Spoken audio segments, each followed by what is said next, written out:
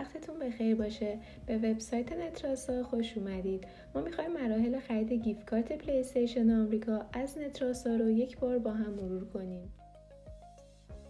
اول مبلغ مورد نظرمون رو انتخاب میکنیم و گزینه افزودن به سبد خرید رو میزنیم. اگه محصول دیگه نیاز داشتیم گزینه ادامه خرید رو میزنیم و در غیر این صورت روی دکمه نمایش سبد خرید کلیک میکنیم.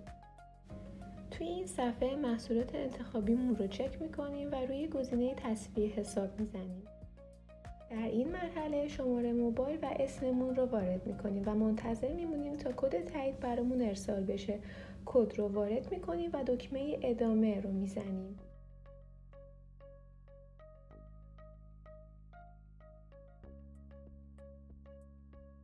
به عنوان آخرین مرحله ابتدا اطلاعاتمون رو کامل میکنیم.